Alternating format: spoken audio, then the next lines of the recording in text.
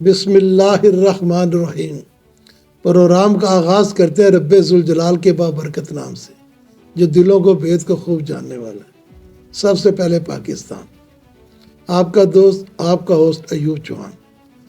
ناظرین، جیسے کہ 2024 کے الیکشن کی گہما گہمی ہے، وہ تو آپ ہی جان رہے ہیں کتنی گہما گہمی ہے، کون کون سی پارٹیاں اس میں پارٹیسپیٹ کر رہی ہیں۔ ہم شروع سے آتے ہیں کہ دیکھتے ہیں کہ پہلا الیکشن کب ہوا، اس کے کیا رزلٹ تھے، اس کے بعد دوسرا الیکشن، پھر تیسرا، پھر چوتھا، جیسے درجہ بدرجہ۔ تو پہلا الیکشن 1965 کو ہوا، جس میں ایوب خان الیکٹ ہوئے۔ تو اس میں آپ نے دیکھا کہ محترم فاطمہ جناح مد مقابل تھی۔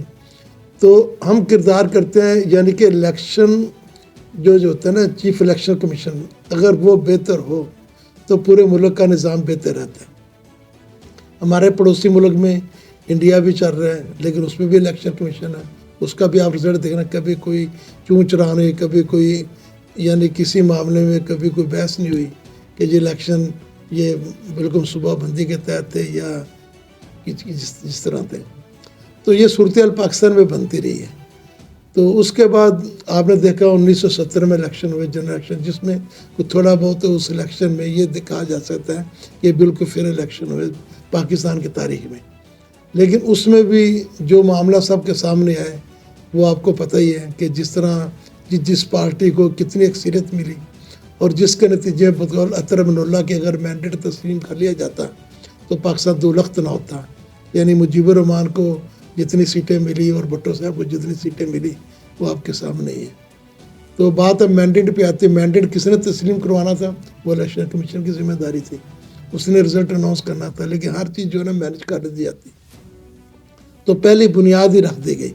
اس کے بعد جتنے بھی الیکشن آتے ہیں سارے مینیج ہوتے گئے۔ کوئی الیکشن، ہر الیکشن کے بعد اسمبلی کو سامنے احتجاج، دھرنے سب ہونے شروع ہو گئے تھے۔ تو کسی بھی الیکٹڈ یا سلیکٹڈ حکومت کو کام کرنے کا موقع نہیں ملا، جس کی وجہ سے پاکستان آج اس سے دورائی پہ کھڑا ہے۔ اب الیکشن آتے ہیں، آخری الیکشن 2024 جو ہمارا شروع ہونے والا ہے۔ اس میں آپ نے دیکھا کہ یہ بھی الیکشن کس طرح ہو رہا ہے، کس حالات میں ہو رہا ہے، کیسے ہو رہا ہے، یہ سب کی نظریں اس الیکشن پہ ہیں۔ غیر مبصرین ابھی تک نہیں ہے، ان کے لیے انہیں بھی وہ ویزے اپلائی وغیرہ کیے ہوئے ہیں۔ تو پاکستان ابھی تک تو فی الحال آپ کو پتہ سب سے جو بڑی پارٹی ہے وہ انڈین چینل نے بھی کہہ دے وہ اس میں PTI ہے، اس کے بعد اپنا نون لیگ کا نمبر آتا ہے، اس کے بعد پھر دوسرے نمبر آتے ہیں پیپلز پارٹی وغیرہ کے۔ تو یہ تو ایک تجزیہ ان کا تھا۔ اب دوسرے جس طرح ہم جا رہے ہیں کہ اگر الیکشن کمیشن یعنی دنیا میں ایک رواج نہیں ہے یہ الیکٹڈ حکومت کا، یہ نگران حکومت کا۔ ہمارے یہ بھی رواج ہے، یہ جنرل ضیاء کے دور میں پیدا ہو گیا تھا کہ نگران حکومت ہونی چاہیے۔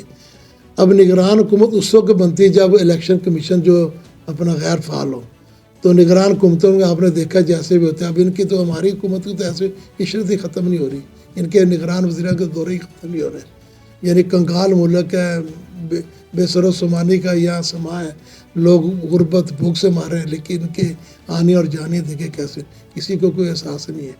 اور یہ نگران حکومت کا کام صرف الیکشن کرانے تک، وہ بجائے الیکشن کرانے کے وہ بہت سارے معاملات میں انوالو ہو گئے ہیں۔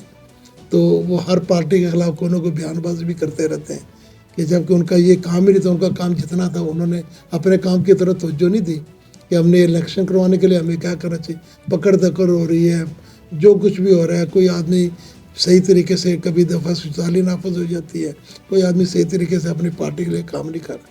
ماسوائے جو دو منظور نظر پارٹی ہے ان کو ہر طرح کا حاصل ہے، وہ جلسے کرے، جلوس کرے، کوئی ان پہ دفعہ 47 نہیں ہے، تو وہ بمانگے دھول وہ سب کچھ کر رہے ہیں۔ تو ایک ہی پارٹی جس کے کل میرا ایک دوست بتا رہا تھا کہ وہ ایک سلمان اکبر راجہ ابھی اپنے علاقے میں نکلے تھے، تو اس کے بعد وہ تو گاڑی میں بیٹھ چلے، لیکن جو اس کو وزٹ کراتا اس کو بھی اٹھا لیا گیا۔ تو یہ جبر کی جو یہ ریاست قائم ہو رہی نا، اس کے تو پھر اچھے نتائج نہیں برآمد ہوگا نا۔ کیسی حکومتیں قائم ہوگی، کون لوگ اس کو تسلیم کرے گا؟ جو عوام کے مینڈیٹ سے حکومت نہیں بنے گی اس کو کون لوگ تسلیم کرے گا؟ یعنی پچھلی 2018 کی جو حکومت تھی وہ اس میں کوئی یعنی الیکشن سے پہلے ہی غیر متنازع نہیں تھے، اور اس کے بعد بھی آپ نے دیکھا کیا ہوا۔ تو یہ تو الیکشن ہونے سے پہلے غیر متنازع ہو چکے ہیں نا۔ تو اس کا رزلٹ تو ہر بندے کو سامنے پتہ ہے کہ اس کا رزلٹ کیا ہونا ہے۔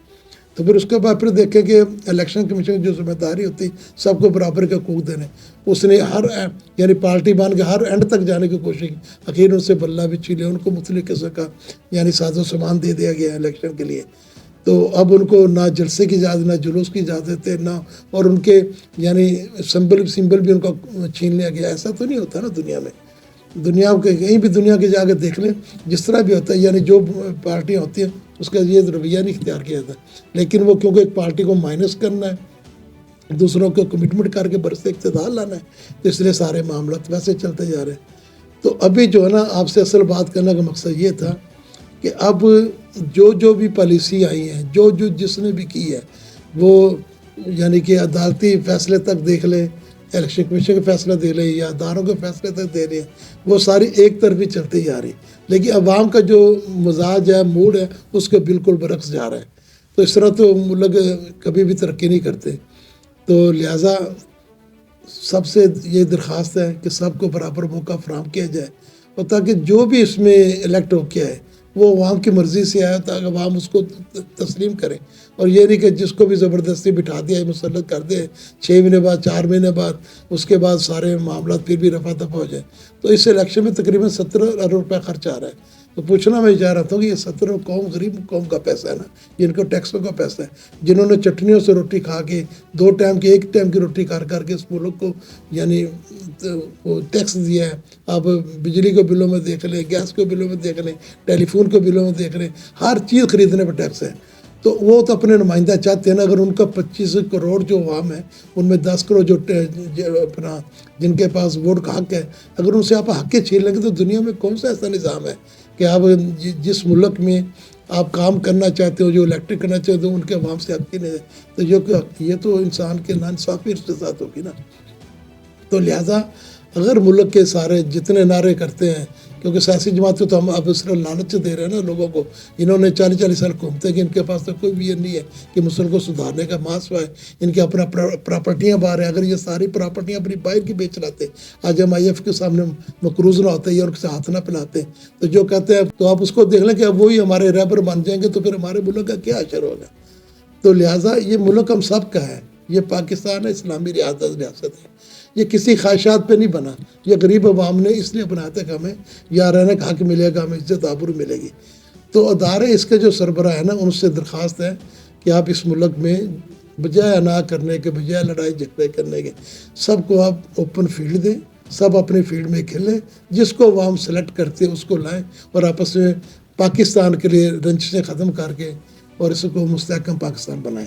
تو انشاءاللہ اپنا یہ میری رائے تھی، تجزیہ تھی. عوام کی رائے بھی آج کل آپ نے دیکھی اس کے ساتھ ہی چل رہی ہے. پھر بھی عوام سے گزارش ہے کہ وہ آپ الیکشن میں اپنے ووٹ کا جائزہ حق استعمال کریں، تاکہ آنے والے جو لوگ ہیں وہ ان کے لیے بہتر سے بہتر کام کر سکیں. انشاءاللہ اگلے پروگرام سے پھر حاضر ہوں گے. اجازت دی اپنے میزبان کو. اللہ حافظ.